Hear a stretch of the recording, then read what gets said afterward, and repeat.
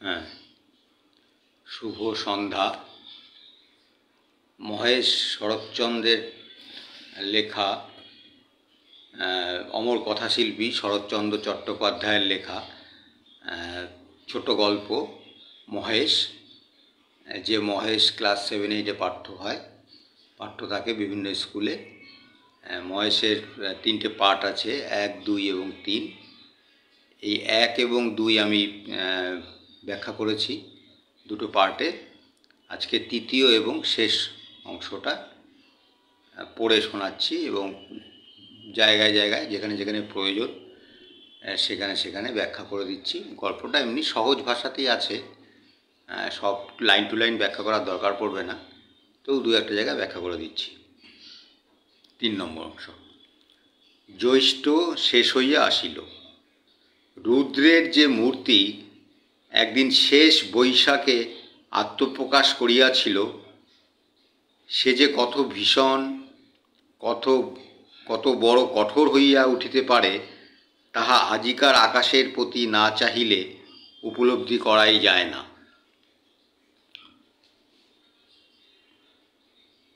কোথাও যেন করুণার আভাস পর্যন্ত নাই। কখনো এ রূপের লেশমাত্র পরিবর্তন হইতে পারে, আবার কোনো দিন এ আকাশ মেঘভারে স্নিগ্ধ সজল হইয়া দেখা দিতে পারে। আজ এ কথা ভাবিতেও যেন ভয় হয়। মনে হয় সমস্ত প্রজ্বলিত নভস্থল ব্যাপিয়া যে অগ্নি অহরহ জ্বলিতেছে, ইহার অন্ত নাই, সমাপ্তি নাই। সমস্ত নিঃশেষে দগ্ধ হইয়া না গেলে এ আর থামিবে না। বৈশাখ এবং জ্যৈষ্ঠ মাস, এই দুটো মাস মিলিয়ে আমাদের গ্রীষ্মকাল। তো জ্যৈষ্ঠ শেষ হয়ে আসছে, আর বৈশাখের শেষ বৈশাখের একদিন বলছে, মানে আজকে আকাশের যে এটা বলছে যে প্রচণ্ড গরম। এই লেখার থেকে, এই স্ট্যান্ডার থেকে বোঝা যাচ্ছে যে দিনটার কথা বলা হচ্ছে সেই দিনটা প্রচণ্ড গরম এবং আকাশ থেকে যেন আগুন ঝরছে, এত রোদের তেজ যেন আগুন ঝরছে। এরকমই একটা দিনে, এমনি দিনে দ্বীপ্রহর বেলায় গফুর ঘরে ফিরিয়া আসিল। পরের দাঁড়ে জন্মজুর খাটা তাহার অভ্যাস নয় এবং মাত্র 3-4-5 তার জ্বর থামিয়াছে, কিন্তু দেহ যেমন দুর্বল তেমনি শ্রান্ত। তবু আজ সে কাজের সন্ধানে বাহির হইয়াছিল, কিন্তু এই প্রচণ্ড রৌদ্র কেবল তাহার মাথার উপর দিয়া গিয়াছে, আর কোনো ফল হয় নাই। ক্ষুধায়, পিপাসায় ও ক্লান্তিতে সে প্রায় অন্ধকার দেখিতেছিল। প্রাঙ্গণে দাঁড়াইয়া ডাক দিল, আমিনা, ভাত হয়েছে রে। তাহলে প্রথমেই যেটা বললাম যে প্রচণ্ড গ্রীষ্মেও সেই দিনটার প্রচণ্ড গরম ছিল, আকাশ থেকে আগুন ঝরছে এরকম গরম। তো সেরকমই একটা দিনে দ্বীপ্রহর বেলায় মোটামুটি, তার মানে মাঝ দুপুরে গফুর বাড়ি ফিরে আসলো। অ্যাকচুয়ালি গফুর তো ভাগে চাষ করে। অন্যের দুয়ারে যে জন খাটে, মানে মজুরের যে কাজ করে, জনমজুরের যে কাজ করে, সেই জনমজুরের কাজ করার অভ্যাস গফুরের নেই। আর তাছাড়াও তার মাত্র 4-5 দিন আগেই জ্বরটা থেমেছে, কিন্তু দেহটা যেরকমই দুর্বল, তখনও দেহতে শক্তি নেই, দেহ ক্লান্ত, শক্তি নেই, এবং জন্মজুরের কাজ করাও তার অভ্যাসের মধ্যে নেই। সে একটি ভাগচাষী, কিন্তু পরিস্থিতির চাপে তাকে ওই জন্মজুরের কাজ খুঁজতে বেরোতে হয়েছিল। তাহলে এই যে প্রখর রোদ মাথায় প্রখর রোদ, কারণ আকাশ প্রচণ্ড সেদিনকার গরম, সেই প্রখর রোদ তার মাথার উপর দিয়ে গেছে, সে ঘুরে ঘুরে বেরিয়েছে, কিন্তু কাজ জোটাতে পারেনি, জন্মজুরের কাজ সে জোটাতে পারেনি। তার ফলে তার পরিশ্রমই হয়েছে, কিন্তু লাভ কিছু হয়নি। এবারে ও ক্ষুধা এবং পিপাসায় না খেয়ে গেছে, তো পেটে তো খাবারও নেই, তা না খেয়ে গেছে, তার ক্ষুধা এবং রোদে রোদে ঘুরলে যা হয়, জল পিপাসা পায়, ক্ষুধা এবং পিপাসায় আর ক্লান্তিতে সে চোখে মুখে অন্ধকার দেখছে। আমাদেরও ভীষণ ক্লান্তি হলে নিজেরা লক্ষ্য করে দেখুন যে কখনো সেই ক্লান্ত হলে চোখ মুখে আমরা অন্ধকার দেখি। তো সেরকম অবস্থায় প্রাঙ্গণে দাঁড়াইয়া, মানে তার উঠানে দাঁড়িয়ে সে ডাক দিল, অর্থাৎ সে বাড়ি ফিরে এসেছে কিন্তু ঢোকেনি ঘরে তখনও, বাইরে উঠান থেকেই ডাক দিল, আমি না, ভাত হয়েছে রে। অর্থাৎ কাজের জন্য যে সে যখন ঘুরে ঘুরে বেরিয়েছে, জন্মজুড়ে কাজের জন্য ঘুরে ঘুরে বেরিয়ে সে কাজ যখন পায়নি, সে মাঝ দুপুরে বাড়ি ফিরে এসে ভাতের আশায় এবং জল পিপাসায় আশায় এসে ভাত হয়েছে কিনা জিজ্ঞেস করছে মেয়েকে। মেয়ে ঘর হইতে আস্তে আস্তে বাহির হইয়া নিরুত্তরে খুঁটি ধরিয়া দাঁড়াইল। জবাব না পাইয়া গফুর চেঁচাইয়া কহিল, হয়েছে ভাত? কি বললি? হয়নি? কেন শুনি? তাহলে ও যে প্রাঙ্গণে দাঁড়িয়ে মানে কাজের খোঁজ থেকে এসে প্রাঙ্গণে দাঁড়িয়ে যখন আমিনাকে ডেকে বলল, আমিনা, ভাত হয়েছে রে, বাইরের থেকেই, এখানে এত খিদা পেয়েছে, এত তেষ্টা পেয়েছে, ক্লান্ত হয়ে এসছে, সে বাড়িতে ঢোকার আগেই উঠান থেকেই বলল যে আমিনা, ভাত হয়েছে রে। তো আমিনা তার উত্তরে ভিতর থেকেই তো উত্তর দেবে, হ্যাঁ বাবা হয়েছে, তো তুমি হাত পা ধুয়ে এসো। সে উত্তর সে দেয়নি, কারণ ভাত হয়নি। সে করলো কি, আস্তে আস্তে আস্তে আস্তে বাইরে বেরিয়ে ঘরের যে খুঁটি ধরে নিঃশব্দে দাঁড়িয়ে আছে, যেন অপরাধটা তার, ভাতটা যে হয়নি তার জন্য সেই যেন দায়ী। এইভাবে অপরাধীর মতো সে আর কি খুঁটি ধরে দাঁড়িয়ে রইল। জবাব যখন পায়নি, তার মানে গফুর বুঝে গেছে যে উত্তর যখন দেয়নি, না কথাটা বলতে পারছে না, লজ্জায় হোক, ভয়ে হোক, বা যেভাবেই হোক, না কথাটা বলতে পারছে না। হ্যাঁ, সেই কারণে সে চুপ করে দাঁড়িয়ে আছে, মানে না। তো সেটা থেকে বুঝে গেছে, কি বললি? হয়নি? কেন শুনি? মানে কৈফিয়ত চেয়েছে, কেন ভাত হয়নি? চাল নেই বাবা। চাল নেই? সকালে আমাকে বলিসনি কেন? তোমাকে রাত্রে যে বলেছিল। তাহলে এই যে ভাত কেন হয়নি তার কৈফিয়ত চেয়েছে যখন গফুর, যে ভাত কেন হয়নি, তখন সে আস্তে আস্তে বলল, চাল নেই বাবা। গফুর তখন বলল, চাল নেই, তাহলে সকালে বলিসনি কেন? তোমাকে যে রাত্রে বলেছিল, অর্থাৎ আগের রাত্রে সে কিন্তু বলেছিল, গফুর তো সেটা বলে বসে আছে, তাই জন্য চাল নেই তুই বলিসনি কেন, মানে যেন বললেই সে চালটা নিয়ে আসতে পারতো, এমন একটা ভাব। যাই হোক, গফুর মুখ ভাঙাইয়া তাহার কণ্ঠস্বর অনুকরণ করিয়া কহিল, রাত্রি যে বলেছিলুম। রাত্রে বললে কারো মনে থাকে? নিজের কর্কশ কণ্ঠে ক্রোধ তাহার দ্বিগুণ বাড়িয়া গেল। মুখ অধিকতর বিকৃত করিয়া বলিয়া উঠিল, চাল থাকবে কি করে? রোগা বাপ খাক বা না খাক, বুড়ো মেয়ে 4-5 বার করে ভাত গিলবি। এবার থেকে চাল আমি কুলুপ বন্ধ করে বাইরে যাব। দে 1 ঘটি জল দে। তেষ্টায় বুক ফেটে গেল। বল, তাও নেই? তাহলে তোমাকে যে রাত্রে বলেছিল, প্রথমেই মানে ওকে, মেয়েটাকে দোষ দেওয়ার চেষ্টা করছিল, চাল নেই তা আগের দিন বলিসনি কেন, আগের থেকে বললি না কেন? বলে রাত্রে তো বলেছিলাম। দোষটা তো এখন নিজের দোষ তো নিজে শেষ হয়ে স্বীকার পাবে না, দোষটা মেয়ের গায়ে দিতে পারলেই ভালো। তাই জন্য সে মুখ ভেঙচে বললো, রাত্রে যে বলেছিলাম। রাত্রে বললে কি মনে থাকে? রাত্রে বলে কারো মনে থাকে? অর্থাৎ খুব বিরাট অপরাধ হয়ে গেছে যে রাত্রে বলে সকালে কেন বললি না। এবার নিজের যে কর্কশ কণ্ঠ, এই যে কথাটা বলছে, রাত্রে যে বলেছিলাম, গফুর যখন তার মেয়েকে বলছে, সে কিন্তু খুব স্বাভাবিক নরম সুরে বলছে না, সে কর্কশ স্বরে বলছে। রাত্রে যে বলেছিলাম, সেই কর্কশ স্বরটা তো তার নিজের কানে যাচ্ছে, নিজের কানে গিয়ে তার রাগ আরও বেড়ে যাচ্ছে। এরকম হয়, এরকম বাস্তব জীবনে হয়। আমাদের স্কুলের মাস্টারমশাই ছিলেন একজন সদ্য ননীকুণ্ডু স্যার। উনি ভীষণ ভালো, মানে আমাদের স্কুলের যে সমস্ত শিক্ষকরা ভালো পড়ান বলে বিখ্যাত ছিলেন, তার মধ্যে ননীকুণ্ডুবাবু একজন। অসাধারণ মানে পড়াতেন তিনি। তার একটা স্বভাব ছিল, তিনি যদি কাউকে কোনোদিন মারতেন, সহজে কাউকে মারতেন না, কিন্তু কাউকে কোনোদিন মারলে, ওনার স্বাস্থ্য খুব গাট্টা ছিল, এরকম হাতের রিস্ট, এরকম চওড়া হাতের রিস্ট ছিল, খুব ভালো স্বাস্থ্যবান লোক ছিলেন। তো উনি কোনোদিন কোনো ছাত্রকে মারতেন না। তার কারণটা হচ্ছে, মারলে ওনার রাগটা কমতো না, আরও বেড়ে যেত। সাধারণত রাগ হলে মানুষ যদি কাউকে মারে তাহলে তো রাগটা কমে যায়, ওনার ক্ষেত্রে উল্টাটা হতো, উনি মারলে আরও বেশি রেগে যেতেন, যার ফলে উত্তরোত্তর মারটা আরও বৃদ্ধি পেতে থাকতো। এই বদ অভ্যাসটা ওনার ছিল বলে উনি নিজেকে খুব শান্ত রাখার চেষ্টা করতেন। কোনোভাবেই কোনো ছাত্রকে উনি কিন্তু মারতেন না, মানে এই পরিস্থিতি যেন না আসে, যাতে মারতে না হয়, কারণ মারলে ওনার রাগ এত বেড়ে যেত, কন্ট্রোল করতে পারতেন না, তাতে একটা অন্যরকম অ্যাক্সিডেন্ট ঘটে যেতে পারে। ঠিক সেরকমভাবেই এটা আমি প্র্যাকটিক্যাল উদাহরণ পেয়েছি বলে বলতে সুবিধা হলো আমার। গফুরেরও নিজের কর্কশ কণ্ঠে শুনে নিজের ক্রোধ আরও বেড়ে যাচ্ছে, কমছে না। ওকে তো অকারণ বকাবকি করছে, তারপরে মুখ বিক্রি করে বলছে চাল থাকবি কী করে।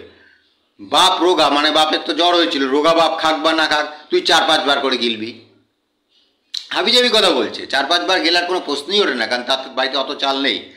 হাবিজাবি কথা, নিজের এখন মানে নিজের যে পরিস্থিতি, প্রচণ্ড গরিবি, হ্যাঁ, চারদিকে একটা অসহায় অবস্থা, তারপরে অত্যাচার, এইসব করে ওর নিজের ব্রেন ঠিক নেই, এবং তার ভাগ চাষ করে যেটুকু চাল পেয়েছে সেসব চাল ফুরিয়ে গেছে। জন্মজুরের কাজ করতে গেছে, সারাদিন টোটো করে ঘুরেছে রোদের মাথায়, ওই বৈশাখ জ্যৈষ্ঠ মাসের রোদ, তাতে প্রচণ্ড কষ্ট হয়েছে। জল পিপাসা, খিদা এবং পিপাসায় তার দিক শূন্য, জ্ঞান শূন্য হয়ে গেছে। এসে প্রথমে চেয়েছে ভাত, চেয়েছে ভাত নেই, জল চেয়েছে তাও নেই। তো যাই হোক, 5 বার করে এবার থেকে আমি কোথাও আমি বেরিয়ে গেলে তালা দিয়ে রাখবো, মানে চালটা যেখানে রাখে সেখানে তালা দিয়ে রাখবো, তুই দে 1 ঘটি জল দে। তেষ্টায় বুক ফেটে গেল, বল তাও নেই। এবারে যখন দেখছে যে ভাত তো নেই, আর কি করবে, চালও নেই, ভাত তো আর পাবে না, তাহলে 1 ঘটি জলই দে, জল খাবে, জল পিপাসাও পেয়েছে, বল। সেখানে আমি না একইভাবে চুপচাপ দাঁড়িয়ে আছে, এখানে লেখা নেই কিন্তু বুঝতে অসুবিধা হয় না যে সে চুপচাপ দাঁড়িয়ে আছে, বল তাও নেই। তাহলে এবার মাথাটা কোথায় যায়? প্রথম কথা এসে দেখছি ভাত পায়নি, সে জানতো না যে ঘরে চাল নেই, মানে ভুলে গেছে। যদিও বাচ্চা মেয়ে, আমি না 10 বছর বয়স, তার দোষ নেই। এবার জলের কথা বলছে, জলও নেই। হ্যাঁ, আমি না তেমনি অধমুখে দাঁড়াইয়ে রইল। হ্যাঁ, কয়েক মুহূর্তে অপেক্ষা করিয়া গফুর যখন বুঝিল গৃহে তৃষ্ণার জল পর্যন্ত নেই, তখন সে আর আত্মসংবরণ করিতে পারিল না। দ্রুতপদে কাছে গিয়া ঠাস করিয়া সশব্দে তাহার গালে এক চর কষাইয়া দিয়া বলিল, মুখ পোড়া হারামজাদা মেয়ে, সারাদিন তুই করিস কি? এত লোকে মরে, তুই মরিস নে? তাহলে আমিনা যখন অধমুখে দাঁড়িয়ে আছে তখন বুঝে গেছে জলটাও নেই। এইবারে সারাটা দুপুর সে টোনটো করে ঘুরেছে কাজের জন্য, কাজ পায়নি, মন খারাপ, পেটে খিদা, গলায় তৃষ্ণা, বাড়িতে এসে শুনেছে ভাত নেই, খেয়ালও ছিল না যে চাল নেই, সেটাও ভুলে গেছে। তাই জন্য মনে যদি থাকতো তাহলে আর ভাত চাইতো না এসে। তো ভাত নেই, খালি পেটে, খিদা পেটে ভাত নেই, একটু গলা একদম ছাতি ফেটে যাচ্ছে তৃষ্ণায়, তখন জল চেয়েছে, জলও নেই, মাথাটা আর ঠিক রাখতে পারেনি। তাই জন্য ঠাস করে মেয়েকে গিয়ে একটা মেরেছে, মেরে বলছে হারামজাদা মেয়ে, সারাদিন তুই করিস কি? এত লোকে মরে, তুই মরিস না? এটা তো বাবা মারা অনেক সময়, সাধারণত বাবারাই গালাগালি দেয় না, মায়েরাই দেয়, রাগ উঠলে এরকম বলে যে এত লোকে মরে তুই মরিস না। মনের কথা নয়, রাগের চোটে বলে। যাই হোক, মেয়ে কথাটি কহিল না। মাটির শূন্য কলসিটি তুলিয়া লইয়া সেই রৌদ্রের মাঝেই চোখ মুছিতে নিঃশব্দে বাহির হইয়া গেল। সে চোখের আড়াল হইতেই কিন্তু গফুরের বুকে শেল বিঁধিল। বাচ্চা মেয়েটা কিন্তু কোনো প্রতিবাদ করল না, তার তো কোনো দোষ নেই, ঘরের চাল নেই তার দায়ও তার না, ঘরে যে জল নেই তার জন্যও সে দায়ী নয়। সে কিন্তু কোনো কথা বলল না, অকারণে মার খেয়েছে, অকারণে একটা চাটি সে খেয়েছে। সেই দুঃখে বা ব্যথায়, যাই হোক, একটা চাটিতে অত ব্যথা পাওয়ার কথা না, তখনকার দিনের মেয়ে, তাদের সহ্য শক্তি বেশি। সে চোখ মুছতে, দুঃখে বেশিটাই দুঃখ হবে, কারণ তার তো কোনো দোষ নেই। চোখ মুছতে কোনো রকম কোনো প্রতিবাদ না করে ওই রোদের মধ্যেই কলসিটা কাঁধে নিয়ে বেরিয়ে গেল, কলসিটা তুলে সে নিয়ে চলে গেল। সে চোখের আড়াল হইতে এই গফুরের বুকে শেল বিঁধল। এইবার কিন্তু সে যখন চলে যাচ্ছে তখন কিন্তু গফুরের বুকে শেল বিঁধেছে। শেল মানে কি? শেল বেঁধা মানে ভীষণ কষ্ট পেয়েছে, মানে শেল একটা অস্ত্র। তো আগেকার দিনে রামায়ণ মহাভারতের যুগে শেল একটা অস্ত্র ছিল, যেই শেল লড়াইয়ের সময় ব্যবহার হতো, যুদ্ধের সময়। লক্ষ্মণকে শক্তিশেল মারা হয়েছিল, শক্তিশেল খেয়ে লক্ষ্মণ অজ্ঞান হয়ে পড়েছিল। যাই হোক, তো শেল বিঁধল বলতে আমরা বুঝি যে প্রচণ্ড প্রচণ্ড আঘাত পেলে, প্রচণ্ড কষ্ট পেলে আমরা বলি বুকে যেন শেল বেঁধেছে। কেন শেল বেঁধেছে সে ব্যাখ্যায় আসছি। মা মরা এই মেয়েটিকে সে যে কী করিয়া মানুষ করিয়াছে সে কেবল সেই জানে। আসলে এই যে মা মরা, গফুরের তো বউ নেই, এই মা মরা মেয়েটাকে সে যে কত কষ্টে মানুষ করেছে সেটা তো গফুর নিজেই জানে। তাহার মনে পড়িল এই তাহার স্নেহশীলা কর্মপরায়ণা শান্ত মেয়েটির কোনো দোষ নাই। গফুর এবার এতক্ষণ কিন্তু গফুর নিজের মধ্যে ছিল না। গফুর ক্লান্ত হয়ে এসছে, কাজ পায়নি, রোদের মধ্যে টোটো করে ঘুরেছে, বাড়িতে যে চাল নেই সেটাও সে ভুলে গেছে, ভেবেছে বোধহয় বাড়িতে এসে ভাত পাবে, জল পাবে, বাড়িতে যে চালও নেই, জলও নেই, কিছুই নেই, এইসব তার ধারণা ছিল না। প্রথমেই বাড়িতে এসে জানলো যে চাল নেই, তার মানে ভাত হয়নি খিদার মধ্যে। তারপরে সে জল চাইলো, তারপর দেখলো জলও নেই। এইটা হওয়ার পরে ও মাথার আর স্থির রাখতে না পেরে সব দোষ মেয়ের ঘাড়ে চাপিয়ে, অন্যায়ভাবে মেয়ের ঘাড়ে চাপিয়ে মেয়েকে মারলো এক ঠাস করে। এক মনোজদা তুমি আছো, হ্যাঁ তুমি ভালো লাগছে, তোমাকে দেখতে পাচ্ছি। যাই হোক, ঠাস করে যে চর মারলো, মেয়েটি চলে গেল। চলে যাওয়ার পরে কিন্তু এইবার তার সম্বিতটা ফিরে আসছে যে অন্যায় করেছে তো, এবং নিজের মেয়েকে তো ভালোবাসবেই, নিজের মেয়েকে তো সবাই ভালোবাসে, সেই মেয়েকে অন্যায়ভাবে মেরেছে। এইবারে এই যে অন্যায়টা অকারণে মেয়ের প্রতি করেছে, করার ফলে সে নিজে যে দুঃখ পাচ্ছে, হ্যাঁ, সেই বুকে তার শেল বিঁধেছে। এইবারে সে অ্যানালিসিস করতে শুরু করেছে যে এই মা মরা মেয়েটাকে সে কীভাবে যে মানুষ করেছে সেটা সে ভাবছে। তাছাড়া এই মেয়েটি শান্ত এবং কর্মপরায়ণা, মেয়েটা ফাঁকিবাজ নয়, শান্তশিষ্ট স্বভাব এবং কর্মপরায়ণ মেয়েটা, হ্যাঁ, এটা যে ওর যে কোনো দোষ নেই, এই যে জল নেই বা চাল নেই এই বিষয়ে যে আমিনার কোনো দোষ নেই, এইটা নিয়ে গফুর এখন অ্যানালাইসিস করছে, পড়ে দিচ্ছি। তাহার মনে পড়িল এই তাহার স্নেহশীলা কর্মপরায়ণা শান্ত মেয়েটির কোনো দোষ নাই। ক্ষেতের সামান্য ধান কয়টি ফুরানো পর্যন্ত তাহাদের পেট ভরিয়া দুবেলা অন্ন জোটে না, কোনো দিন একবেলা, কোনো দিন বা তাহাও নয়। দিনে 5-6 বার ভাত খাওয়া যেমন অসম্ভব তেমনি মিথ্যা। তাহলে এইবার সে অ্যানালিসিস করছে যে ক্ষেতের থেকে যে সামান্য কিছু ধান পেয়েছিল সেই ধানে দুবেলা পর্যন্ত পেট পড়ে খাবার জোটে না, সেটা তো মেপে মেপে খেতে হচ্ছে। একবারে একদিন গপ গপ গপ গপ করে খেয়ে নিলে তো হবে না, সেটা নিয়ে তো চলতে হবে। তো দুবেলা কোনো মতে জুটছে না, কোনো দিন একবেলা, কোনো দিন আধবেলা জুটছে। সুতরাং 5-6 বার খাওয়া অসম্ভব, আমিনার পক্ষে 5-6 বার খাওয়া যে একেবারে অসম্ভব এবং মিথ্যা, সেটা গফুরের থেকে তেমন কেউ বেশি জানে না। কিন্তু রাগের মাথায় সে ওর মেয়েকে ডাউন করার জন্য যা খুশি বলেছে। কিন্তু মেয়েকে তো বলেছে, নিজের মেয়েকে, নিজের সন্তানকে বলেছে। নিজের সন্তানকে রাগের মাথায় বললে একটু পরে যখন রাগটা কমে যায় তখন তো কষ্ট তো হবেই, ভীষণভাবেই কষ্ট হবে। তো দিনে 5-6 বার ভাত খাওয়া যেমন অসম্ভব তেমন মিথ্যা, এটা অসম্ভব। এবং পিপাসার জল না থাকার হেতুও তাহার অবিদিত নয়। গ্রামে যে 2-3টা পুষ্করণী আছে তাহা একেবারে শুষ্ক। শিবচরণবাবুর খিড়কির পুকুরে যা একটু জল আছে তাহা সাধারণে পায় না। এইবারে আসছে জলের কথা। ঘরে যে জল নেই এর জন্য মেয়ে দায়ী নয়, মেয়ের ফাঁকিবাজি দায় না। মেয়ে ফাঁকিবাজ, জল আনেনি, গ্রামে প্রচুর জল, মেয়ে ইচ্ছা করে আনেনি, তারা চর খেতে পারে। কিন্তু মেয়ের কোনো দোষ নেই, কারণ গ্রামে যে কটা পুকুর ছিল সে কটা পুরো শুকিয়ে গেছে। এবং জমিদার শিবচরণবাবুর যে খিড়কির যে পুকুরটা, মানে খিড়কি মানে পিছনের দিকে যে দরজা থাকে, সেখানে যে পুকুরটা, সেই পুকুরে সাধারণ মানুষ জল পায় না, সেখানে কিছু জল আছে। অন্যান্য জলাশয়ের মাঝখানে 2-1টা গর্ত খুঁড়িয়া যাহা কিছু জল সঞ্চিত হয় তাহাতে যেমন কাড়াকাড়ি তেমনি ভিড়। বিশেষত মুসলমান বলিয়া এই ছোট মেয়েটা তো গাছেই ঘেঁষিতে পারে না। তাহলে প্রথম কথা হচ্ছে পুকুরগুলো শুকনা, পুকুরগুলোতে জল নেই। জমিদার বাবুর যে পুকুর, খিড়কির পুকুর, সেখানে যে কেউ যেতে পারছে না। তো 2-1টা পুকুরের যে কাদা কাদা জায়গার মাটি খুললে, মূলত নদীতে এটা হয়, নদীতে দেখা যায় যে জল দেখা যাচ্ছে না, নদীতে বালি থাকে, বালি যদি সরিয়ে নেওয়া হয়, সরিয়ে গর্ত করা হয়, তাহলে সেই আস্তে আস্তে আস্তে আস্তে গর্তটা জলে ভর্তি হয়। মানে যেসব জায়গায় বাঁকুড়া, পুরুলিয়া, বীরভূম এর বিভিন্ন শুকনো শুকনো জায়গায় যেখানে জলের প্রচণ্ড অভাব, সেখানে কিন্তু যারা নদীর পাড়ে থাকে, নদীও তো শুকিয়ে যায়, কিন্তু বালির তলায় কিছু জল থাকে, বালিটাকে সরিয়ে সরিয়ে নিয়ে গর্ত হলে কিছুক্ষণ পরে গর্তটা জলে ভরে, তখন বাটি বা কিছু দিয়ে সেখান থেকে জলটা নেয়।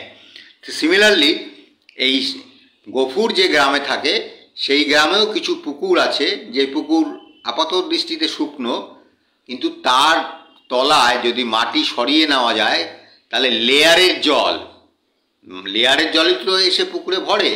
লেয়ারের যে জল আসে ওই গর্ত যখন ভর্তি হয় তখন সেখান থেকে সেই জল নেয়, বাড়িটাটি করে ভর্তি করে নেয়। কিন্তু সেই সংখ্যাটা এত কম, আর এত কম, সেই কারণে কাড়াকাড়ি লড়ালড়ি যা হয়, যদি প্রয়োজনের তুলনায় অল্প থাকে তাহলে যাদের শক্তি বেশি সেই পাবে, লড়ালড়ি হবে।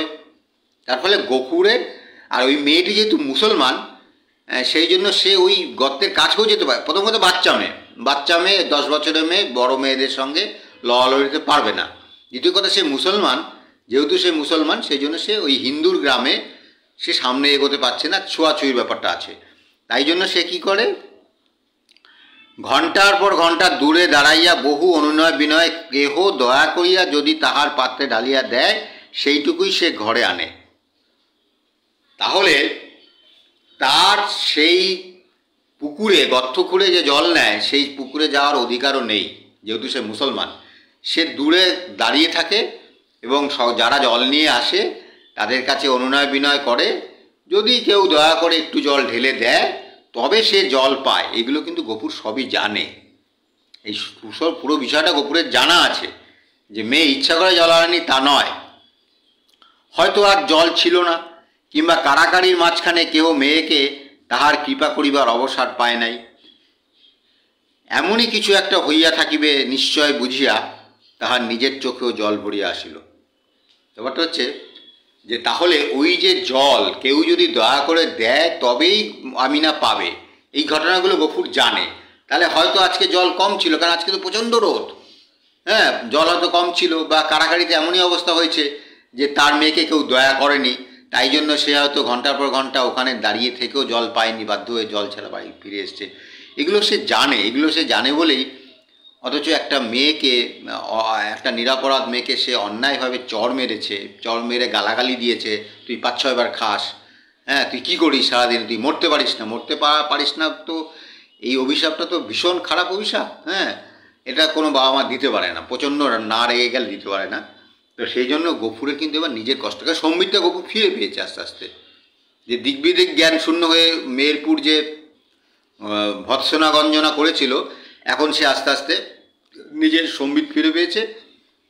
ইন দ্য মিন টাইম এমন সময় জমিদারের পিয়ারা যমদূতের ন্যায় প্রাঙ্গণে দাঁড়াইল, চিৎকার করিয়া ডাকিল, গফরা ঘরে আছিস? এইরকম যখন ঘটনা, সেরকম সময় জমিদারের পেয়াদা একবারে যমদূতের মতন এসে, যম তো জানেন আপনারা মৃত্যুর রাজা, হ্যাঁ, যম আমাদের নিয়ে চলে যায়, যমের দূত আসে, কেউ যখন মরে যায় যমের দূত আসে। তা যমদূতের মতো মানে বুঝতেই পারছেন একটা ভীষণ ভয়ঙ্কর ব্যাপার, যমদূত আমাদের কাছে একটা ভয়ঙ্কর ব্যাপার। তাহলে যমদূতের মতন ওই ভয়ঙ্কর টাইপের এসে, যমকে তো কেউ পছন্দ করে না, যমদূত মানেই তো একটা কুডাক, যমদূত এসছে মানে আমার ক্ষতি হবে। তো সেই অবস্থায় সে বলে, গফরা বাড়ি আছিস? গফরাও কিন্তু গফুরও তীক্ষ্ণ কণ্ঠে উত্তর দিল, নরমভাবে না, গফুরও তীক্ষ্ণ কণ্ঠে সাড়া দিয়া কইল, আছি কেন? বাবুমশাই ডাকছেন, আয়। গফুর কইল, আমার খাওয়া দাওয়া হয়নি, পরে যাব। তাহলে গফুরকে ডাকলো, গফরা বাড়ি আছিস? গফুরও তীক্ষ্ণভাবে উত্তর দিল, কারণ পেয়াদাও তো নিম্ন শ্রেণীর লোক, গফুরও নিম্ন শ্রেণীর লোক, সুতরাং তাকে তো সম্মান করার কিছু নেই। ও যেরকম ওকে তাচ্ছিল্য বড় ডেকেছে, গফরা বাড়ি আছিস, ও সেরকম উগ্র স্বরে উত্তর দিচ্ছে, আছি কেন? বললো, বাবু ডাকছে তোকে। বাবু মানে জমিদার, আয়। বললো, আমার খাওয়া দাওয়া হয়নি, আমি এখন যেতে পারবো না, পরে যাব।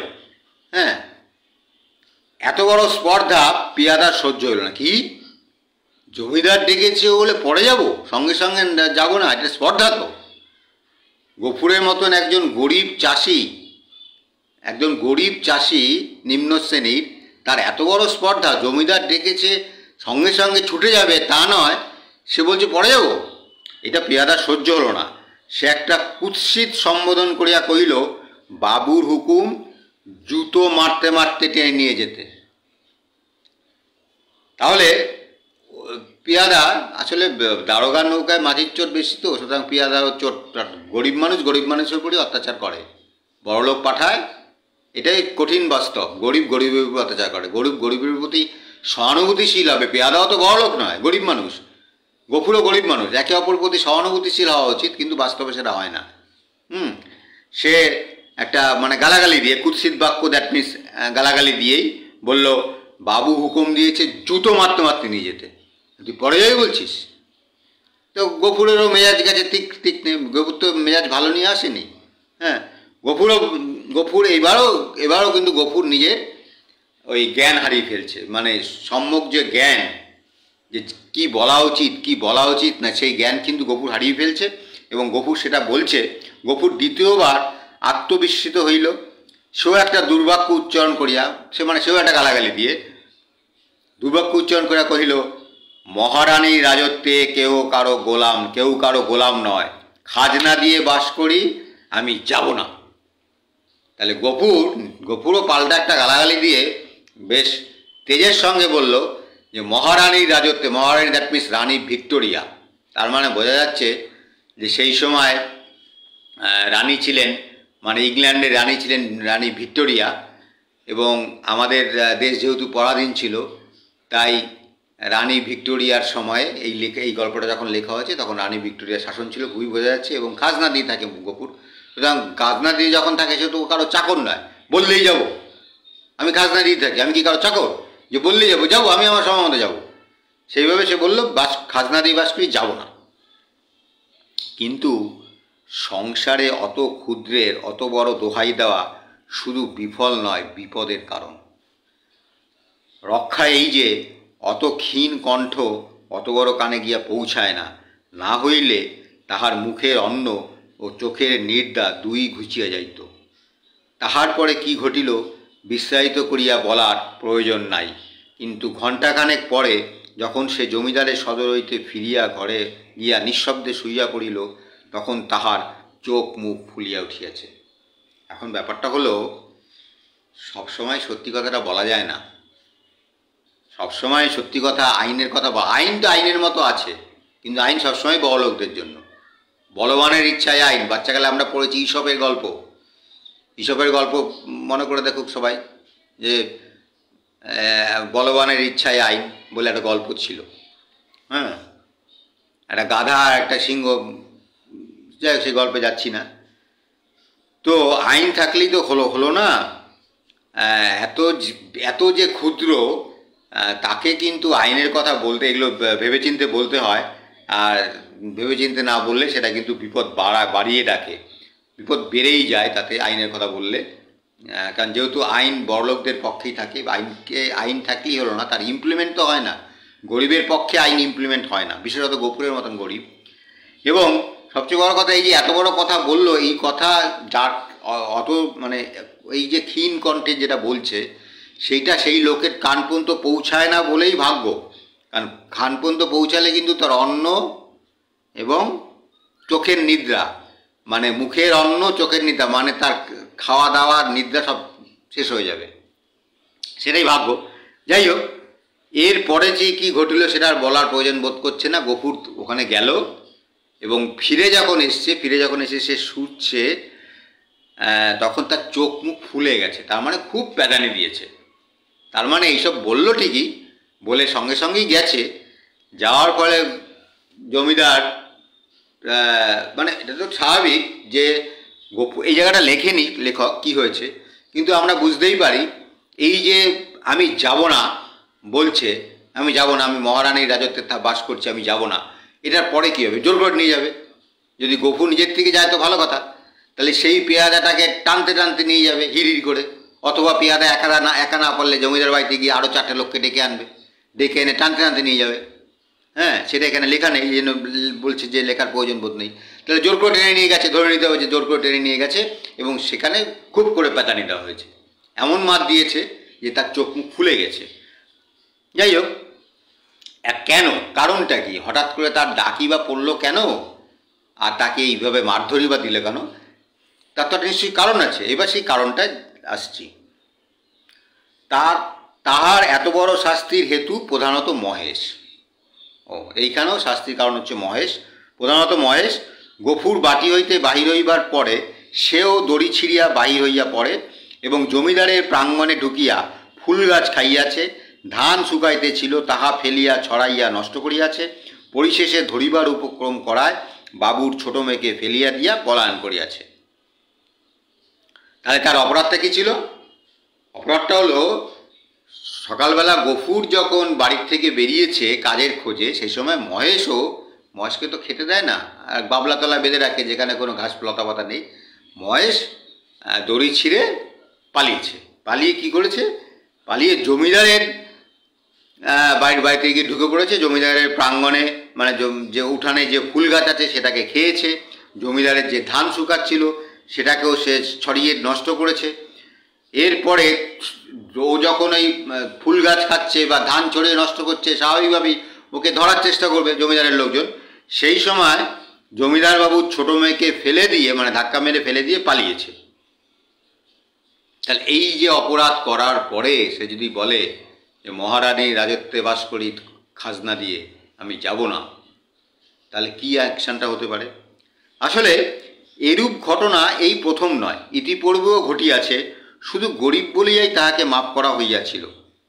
পূর্বের মতো এবারও সে আসিয়া হাতে পায়ে ধরিলে হয়তো ক্ষমা করা হইত, কিন্তু সে যে কর দিয়া বাস করে বলিয়া, কাহারও গোলাম নয় বলিয়া প্রকাশ করিয়াছে, প্রজার মুখের এত বড় স্পর্ধা জমিদার হইয়া শিবচরণবাবু কোনো মতেই সহ্য করিতে পারেন নাই।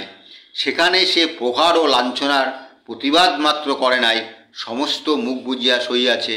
ঘরে আসিয়াও সে তেমনি নিঃশব্দে পড়িয়া রইল। ক্ষুধা তৃষ্ণার কথা তাহার মনে ছিল না, কিন্তু বুকের ভিতরটা যেন বাহিরের মধ্যাহ্ন আকাশের মতোই জ্বলিতে লাগিল। তাহলে কি দাঁড়াচ্ছে? তাহলে এটা দাঁড়ালো যে গফুর চলে যাবার পরে মহেশ দড়ি ছিঁড়ে জমিদার বাড়িতে গিয়ে অনেক নষ্ট করেছে, তার ফুল গাছ খেয়েছে, তার ধান ছড়িয়ে দিয়েছে, তার ছোটো মেয়েকে ধাক্কা মেরে পালিয়েছে। এই সমস্ত অপরাধ করার জন্য পেয়াদা দিয়ে গফুরকে ডেকে পাঠিয়েছে। এবং মহেশ এই ধরনের অপরাধ আগেও অনেকবার করেছে, কিন্তু গফুর যেহেতু ভীষণ গরিব, গফুর গিয়ে হাতে পায়ে, প্রথমেই যদি হাতে পায়ে ধরে ক্ষমা চেয়ে নেয়, তাহলে জমিদারবাবু তাকে মাফ করে দিয়েছে। কারণ জমিদারের এগুলো কিছু যায় আসে না, একটু ফুল গাছ খেলো বা একটু ধান চড়ালো, জমিদারের যে টাকা পয়সা আছে, জমিদার যে ধরনের ধনী, তাতে এই মহেশের ছোটোখাটো অপরাধে তার খুব একটা কিছু যায় আসে না। তো গফুর গরিব বলে তাকে সে মাফ করে দিয়েছে। কিন্তু এবার তো গফুর সেটা বলেনি, এবারে মহারানীর রাজত্বে বাস করে আমি কারো গোলাম না, আমি যাব না। এই যে স্পর্ধা দেখিয়েছে জমিদারকে তার প্রজা, এই যে স্পর্ধা দেখিয়েছে, কোথায় দেখেছি না খেয়ে দিয়ে ছুটবি, খেতে থাকলে অর্ধেক ভাত খাওয়া অবস্থায় যাবি, পায়খানা করতে থাকলে সে অর্ধেক অবস্থায় যাবি, সেটা না করে বলছে যে আমি কর দিয়ে থাকি, আমি করব না, আমি যাব না, আমি কারো গোলাম নই। তাহলে ওর গরু ওর ক্ষতি করেছে, সেইখানে সঙ্গে সঙ্গে না এসে ওই যদি এই দেখায়, তাহলে শক্তিশালী যে মানুষ, যে জমিদার, আর ও গরিব, তাকে অত্যাচার করবেই তো, স্বাভাবিক। এবং সে তাকে খুব করে প্যাদান পেরিয়েছে, অন্যদিন হলে ছেড়ে দিত। তো সেইখানে কিন্তু সে কিছু বলেনি, কারণ ওখানে গিয়ে যখন দেখেছে, আসলে ও তো না খেতে পেয়ে জলতৃষ্ণা খিদাতে দিক বেদিক জ্ঞান শূন্য ছিল। তারপরে যখন ওখানে গেছে, গিয়ে যখন বুঝেছে যে জমিদার কেন ডেকেছে, ওর মহেশ এখানে ক্ষতি করেছে, তখন তো অন্যায়টা বুঝতে পেরেছে। এখন তখন ওর হাতে পায়ে ধরারও অবস্থা নেই, মানে আগে তো বলে ফেলেছে যে আমি কারো গোলাম নই, আমি কর দিয়ে থাকি। তো এখন তো ক্ষমা চাইতেও পারছে না, সাইকোলজিক্যালি তো তোর প্রবলেম হচ্ছে, তার জন্য খুব করে পেরিয়েছে। সেই জন্য সে আর কিছু বলেনি, কারণ অন্যায় করেছে, প্যাদানি খেয়েছে। এবার প্যাদানি খেয়ে সে বাড়ির ভিতরে এসেছে, বাড়ির ভিতরে এসে ক্ষুধা তৃষ্ণার কথা তো সে ভুলে গেছে মারধর খেয়ে এসে, এবং তার বুকের ভিতরটা কিন্তু তখন জ্বলছে, মানে মধ্যাহ্নের আকাশ, মধ্যাহ্নে যখন মাথার উপরে সূর্য, মধ্যাহ্নের আকাশ যেরকম আগুন আগুন ছড়ায় সেইভাবেই তার বুকের ভিতরটা জ্বলছে। এভাবে কতক্ষণ কাটলো তার হুঁশ ছিল না। এভাবে বেশ কিছুক্ষণ কেটেছে। এমন কতক্ষণ কাটিল তার হুঁশ ছিল না, কিন্তু প্রাঙ্গণ হইতে সহসা তাহার মেয়ের আত্মকণ্ঠ কানে যাইতেই সে সবেগে উঠিয়া দাঁড়াইল এবং ছুটিয়া বাইরে আসিয়া দেখিল আমিনা মাটিতে পড়িয়া এবং বিক্ষিপ্ত ভাঙা ঘট হইতে জল ঝরিয়া পড়িতেছে, আর মহেশ মাটিতে মুখ দিয়া সেই জল মরুভূমির মতো যেন ফুসিয়া খাইতেছে। তাহলে মারধরকে যখন বাড়িতে সে শুয়ে আছে, তার ক্ষুধা তৃষ্ণাও ভুলে গেছে, বুকের ভিতরে আগুন জ্বলছে, এইভাবে যে কতক্ষণ ছিল তার হুঁশ নেই। কিন্তু হুঁশটা কখন আসলো? হঠাৎ তার মেয়ে আমিনার আত্মকণ্ঠ, আমিনার চিৎকার শুনতে পেল, ভয়ার্থ কণ্ঠ শুনতে পেল। সে নিশ্চয়ই আব্বা বা বাবা বলে ডেকেছে। হ্যাঁ, এই বইতে যদিও বাবা বা মাই দেখছি, সাধারণত মুসলমানরা বাবাকে আব্বা, মাকে আম্মা বলে, এখানে কিন্তু মা বা বাবাই দেখছি। মুসলমানরা সব রকমই বলে, বাংলাদেশে নাটকও দেখেছি, কখনো আম্মা বলে, মাও বলে, আম্মাও বলে, বাবাও বলে, আব্বাও বলে, সব রকমই বলে। ম্যাক্সিমাম সময় পানি বলে, কোনো কোনো সময় জলও বলে। যাই হোক, তো আমিনার আত্মকণ্ঠ পেয়ে, মানে ভয়ার্থ কণ্ঠ পেয়েছে, কিছু একটা বিপদ হয়েছে ভেবে, তখন গফুর ছুটে বাইরে বেরিয়ে এসছে। হ্যাঁ, কিন্তু ছুটে বাইরে বেরিয়ে এসে কি দেখছে? যে আমিনা মাটিতে পড়ে আছে, আর যে কলস, মাটির কলসি নিয়ে যেটা গেছিল, সেই কলসিটা মাটিতে পড়ে ভেঙে গেছে। সেই ভাঙা অবস্থায় যে কিছু জল তার মধ্যে ছিল, হ্যাঁ, সেখান থেকে মানে মরুভূমির থেকে জল টেনে নিলে যেরকম হয় সেভাবে মহেশ সেভাবে জল শুষিয়ে খাচ্ছে। চোখের পলক পড়িল না। গফুর দিকবিদিক জ্ঞান শূন্য হইয়া গেল। মেরামত করিবার জন্য কাল সে তাহার লাঙ্গলের মাথাটা খুলিয়া রাখিয়াছিল, তাহাই দুই হাতে গ্রহণ করিয়া সে মহেশের অবনত মাথার উপরে সজোরে আঘাত করিল। ওই অবস্থা দেখে, মানে গফুরের মনের অবস্থাটা আপনারা চিন্তা করে ভেবে দেখুন। গফুর সকালবেলা উঠেছে, উঠে ওর জন্মজুর খাটার অভ্যাস নেই, কারণ একটা ইগো থাকে। এক একজনের, গরিব মানুষ হলেও তার ইগো থাকে। সে চাষি, জন্মজুর সে নয়, জন্মজুর সে খাটে না। হ্যাঁ, প্রচণ্ড বাধ্য হয়েছে বলেই সে জন্মজুরে কাজ করতে গেছে, কিন্তু কাজ পায়নি। কাজ না পেয়ে ক্ষুধার্ত হয়ে তৃষ্ণার্ত হয়ে সে বাড়ি ফিরে এসছে। বাড়ি ফিরে এসে সে খাবার দেখে শুনেছে যে ভাত নেই, জলও নেই। রাগ করে দিকবিদিক জ্ঞান শূন্য হয়ে অপরাধ করে নিজের মেয়েকে মেরেছে। মারার পর কষ্ট পেয়েছে, বুঝতে পেরেছে অন্যায়ভাবে মেরেছে। ইন্দামিনটাইম জমিদারের পেয়াদা এসছে, তাকে গালাগালি দিয়ে ডেকেছে, তাতে সে মাথা গেছে খেপে। তারপরে সে যখন গেল জমিদারের বাড়ি, বাধ্য হয়ে গেল, এবং তাকে খুব করে প্যাদানি দেওয়া হয়েছে। সেই খুব করে প্যাদানি, খালি পেটে এবং তৃষ্ণা, তো এমনি প্যাদানি খেলে জল পিপাসা পায়, প্যাদানি খেলে কিন্তু জল পিপাসা পায়। তো পিপাসা অবস্থায়, ক্ষুধার্ত পিপাসা অবস্থায় সে রাম প্যাদানি খেয়ে যখন বাড়িতে এসে শুয়ে আছে, সেই সময় মেয়ের আত্মকণ্ঠ শুনে যখন বাইরে বেরিয়ে এসছে, দেখছে তার তৃষ্ণার জল আমিনা, মানে মহেশ আগে একটা অপরাধ করে এসছে জমিদার বাড়িতে, এখন তার নিজের মেয়েকে ধাক্কা মেরে ফেলে তার যে জল, খাবার জল ভেঙে গেছে, সেখান থেকে শুষে খেয়ে নিচ্ছে। গফুরের মাথাটা ঠিক রাখতে পারেনি। যে গফুর মহেশকেও যে সে ছেলের মতন দেখে, সে মাথাটাকে স্থির রাখতে পারেনি। সে কি করেছে, তার যে একটা লাঙ্গলের যে মাথাটা, হ্যাঁ, এইভাবে যে লাঙ্গলের থাকে, সেই লাঙ্গলের মাথাটা মেরামত করার জন্য খুলে রেখেছিল। ডান্ডাটা, একটা ডান্ডা থাকে, তো একটা ডান্ডার সঙ্গে তো এইভাবে লাঙ্গলটা আটকানো থাকে, তার নিচে ফলাটা থাকে, কাঠের এরকমভাবে বেঁকানো থাকে যেটা, তো সেটা সে রেখেছিল। সেইটা নিয়ে এসে তার মানে মাথা, মানে আগে যেরকম মেহেরপুর রাগ করেছিল, অকারণ মেহেরপুর রাগ করেছে, মেয়েকে বলেছে 5 বার করে তুই ভাত খাস, 5 বার করে গিলিস, কী কাজ করিস সারাদিন, হারামজাদা, তুই মরিস না কেন, ঘরের জলও নেই। তাহলে অন্যায়ভাবে মেহেরপুর যে মিথ্যা ব্লেম দিয়েছিল, ভাত 5 বার করে খাস, জল নেই কেন। আর এখানে মহেশ তো অপরাধ করেছে, তার তো তৃষ্ণার জল খেয়ে নিয়েছে, আর মাথা ঠিক থাকে। মাথা নিচু করে যখন মহেশ জল খাচ্ছে, মহেশ তো জল খাচ্ছে, তাহলে মাথা নিচু আছে, সে লাঙ্গলের ওই ফলা দিয়ে বার কয়েক মেরেছে সজোরে। মহেশের মাথার মধ্যে ওই লাঙ্গলে তো এরকম চওড়া এত বড় থাকে, এত বড় থাকে, হ্যাঁ, সেটা দিয়ে বার কয়েক মেরেছে।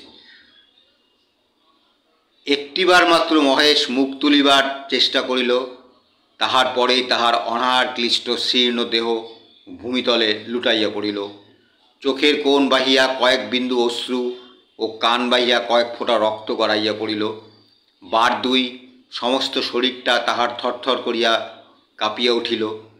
তারপরে সম্মুখ ও পশ্চাতের পা দুটা তাহার যতদূর যায় প্রসারিত করিয়া দিয়া মহেশ শেষ নিঃশ্বাস ত্যাগ করিল। তাহলে ওই যে বাড়ি যখন মারল, মাথা নিচু করে জল খাচ্ছিল, মাথার মধ্যে যখন বাড়ি মারল, তখন একবার মাত্র মুখ তুলে তাকানোর চেষ্টা করেছে, কিন্তু মহেশ তো নিজেও মানে না খেতে পেয়ে অনাহার ক্লিষ্ট এবং বুড়ো।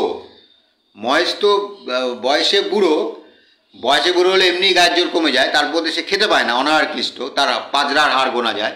তা মহেশ এমনি দুর্বল ছিল, সেই দুর্বল অবস্থা তার মাথায় ওই যে ভারী কাঠের ওটা দিয়ে যে মেরেছে, মুগুরের থেকেও মানে আরও ভয়ঙ্কর, সেই মুগুরের মানে এরকম মোটা হবে, সেটা দিয়ে যখন মেরেছে, তাতে মহেশ একবার মুখের দিকে একবার জাস্ট উপরে তাকানোর চেষ্টা করলো, তাকানোর চেষ্টা করে তারপর সে মাটিতে লুটিয়ে পড়ল। তার চোখ দিয়ে অশ্রু, মানে জল, চোখের জলকে অশ্রু বলি আমরা, বিভিন্ন জায়গার জলের বিভিন্ন রকম নাম আছে। চোখের যে জল, সেই জলটাকে আমরা বলি অশ্রু। তা কয়েক ফোঁটা অশ্রু চোখ থেকে বেরোলো, আর কান দিয়ে মানে ইন্টারনাল হ্যামারেজ হয়েছে, মাথায় মেরেছে তো, মাথায় মারাতে ইন্টারনাল হ্যামারেজ হলে আমাদের নাক, মুখ, চোখ, কান দিয়ে কিন্তু রক্ত বেরিয়ে আসে। তো ইন্টারনাল হ্যামারেজ হওয়ার কারণে কান দিয়ে কয়েক ফোঁটা রক্ত বেরিয়ে এসছে। এবার বডিটা থরথর করে কয়েকবার কেঁপে সামনের পা আর এরভাবে এগিয়ে দিচ্ছে, পিছনের পাও এগিয়ে দিয়ে টান টান হয়ে শুয়ে মারা গেল। আমিনা কাঁদিয়া উঠিয়া বলিল, কি করলে বাবা, আমাদের মহেশ যে মরে গেল। গফুর নড়িল না, জবাব দিল না, শুধু নির্নিমেষ চক্ষে আর একজোড়া নিমেষহীন গভীর কালো চক্ষের পানে চাহিয়া পাথরের মতো নিশ্চল হইয়া রইল। এবারে কিন্তু আমিনা কেঁদে ফেলেছে। যদিও আমিনাকে ধাক্কা মেরেছে, আমিনা পড়ে গেছে মাটিতে, তাতে কি, আমিনার ওদেরই তো গরুটা। হ্যাঁ, এবার বাবা তো রাগের মাথায় মেরে ফেলেছে। হ্যাঁ, বাবা তো মানে এত রাগ হয়েছে তার মাথার ঠিক নেই। তাই আমিনার তো মাথার ঠিক আছে। আমিনা বলে, বাবা মহেশ যে মরে গেল, আমাদের মহেশ আমাদের মানে ওই পরিবারেরই একজন মেম্বার, আমাদের মহেশ যে মরে গেল। গফুর নড়ল না, চলল না। গফুরের তো তখন আর কিছু নেই, মহেশকে মেরে ফেলে তো তার মনে আবার দুঃখ হচ্ছে। হ্যাঁ, মানে এমনই পরিস্থিতি, এমনই পারিপার্শ্বিক পরিস্থিতির চাপে গফুর দিগ্বিদিক জ্ঞানশূন্য হয়ে মহেশকে মারতে বাধ্য হয়েছে। তার সেন্স হারিয়ে ফেলেছে। সেন্স থাকলে সে মারতো না মহেশকে। সে পাথরের মতো নিশ্চল করে ফেলেছে, আর কী করবে, নিশ্চল হয়ে গেছে, সে জবুতবু হয়ে গেছে। ঘণ্টা দুয়ের মধ্যে সংবাদ পাইয়া গ্রামান্তের মুচির দল আসিয়া জুটিল। তাহারা বাঁশে বাঁধিয়া মহেশকে ভাগাড়ে লইয়া চলিল। তাহাদের হাতে ধারালো চকচকে ছুরি দেখিয়া গফুর শিহরিয়া চক্ষু মুদিল, কিন্তু একটা কথাও কইল না। ঘণ্টা দুয়ের মধ্যেই কিন্তু এবার খবর হয়ে গেছে, গফুর যে মহেশকে খুন করেছে সেই খবরটা যেই হয়ে গেছে, অমনি মুচির দল চলে আসলো চামড়াটা নেবে। চামড়াটা দিয়ে সেই মানে মহেশের যে চামড়া, সেই চামড়া ছাড়িয়ে সেই চামড়াটা নিয়ে জুতা বানাবে। তো মুচির দল চলে আসলো, তারা গফুরকে বেঁধে ভাগাড়ে নিয়ে গেল। ভাগাড় মানে যেখানে পশুরা, মৃত পশুদের যেখানে ডাম করা হয় তাকে আমরা ভাগাড়ে বলি। যে ভাগাড়ের মাংস আমরা একসময় হচ্ছিল, সব ভাগাড়ের মাংস রেস্টুরেন্টে বিক্রি হচ্ছে শোনা গেছিলো। যাই হোক, ভাগাড় বলতে বোঝায় যেখানে মৃত পশুদের ডাম করা হয়, সেটাকে ভাগাড় বলে। যাই, সে ভাগাড়ে নিয়ে গেছে, ভাগাড়ে নিয়ে গিয়ে ওই চামড়াটা ছাড়িয়ে নেবে। এবং তাদের হাতে যে চকচকে ছুরি, সান বাঁধানো ছুরি দেখে গফুরে মানে শিউরি উঠছে গফির। কারণ গফুর তো এবার তো তারা ওই মহেশকে করবে, চামড়া ছাড়াবে ওই ছুরি দিয়ে। গফুরের মানে মনে যে শিউরে, সে ভয়ে যে আতঙ্কে শিউরে উঠছে, তাতে সে চোখ মুদিল, মানে চক্ষু বন্ধ করিল। কিন্তু একটা কথাও বলিল না। পাড়ার লোকে কহিল, তর্করত্নের কাছে ব্যবস্থা নিতে জমিদার লোক পাঠিয়েছেন, পাঁচির তীরের খরচ জোগাতে এবার তোকে না ভিটে বেচতে হয়। হ্যাঁ, এই যে গফুর গোহত্যা করেছে, হ্যাঁ গোহত্যা করেছে, তো হিন্দুদের কাছে গরু, যেহেতু গরু একটা ভগবান, হিন্দুরা গরুকে ভগবানের চোখে দেখে, তাহলে গফুর গোহত্যা করেছে, খুন করেছে তো, গফুর তো রাগের চোটে খুন করেছে। এটা এমন না যে জবাই করে মাংসের জন্য কেটেছে, তাও না, রাগের চোটে খুন করেছে। তাহলে এবার ওর শাস্তি হবে, কী শাস্তি হবে? গোহত্যা করার জন্য কী শাস্তি হবে? সেইটার জন্য জমিদার বাবু ওই তর্করত্ন যে পুরোহিত মশাই, তার কাছে লোক পাঠিয়েছে। তিনি শাস্ত্রের পণ্ডিত, তিনি ঠিক করবেন যে শাস্তি কী হবে। প্রাচিত্তির মানে পায়শ্চিত্ত, পায়শ্চিত্ত করতে হবে। হ্যাঁ, পায়শ্চিত্ত করা মানেই ব্রাহ্মণদের কিছু ধরে দিতে হয়, তার মানে খরচ। প্রায়শ্চিত্ত মানে হচ্ছে খরচ, মানে তুমি অপরাধ করেছো, অপরাধের তুমি প্রায়শ্চিত্ত করতে হবে। প্রায়শ্চিত্ত করা মানে হচ্ছে খরচা। এবার প্রায়শ্চিত্ত করতে গিয়ে গফুরের তো পয়সা করি নেই, তার আর এই যে চরম অপরাধ করে ফেলেছে, গো হত্যার মতন চরম হত্যা, তাই তার প্রায়শ্চিত্তটাও বিরাট মাপের হবে। সেটা করতে গিয়ে তার হয়তো ভিটে মাটিটাই বেচতে না হয়। এটা পাড়ার লোকে বলাবলি করতে লাগলো। গফুর এ সকল কথারও উত্তর দিল না। দুই হাঁটুর উপর মুখ রাখিয়া ঠায় বসে, মানে দুই হাঁটু যদি, হাঁটুটা যদি এরমভাবে তুলে নিয়ে যদি মুখ রেখে বসি, তো সেইভাবে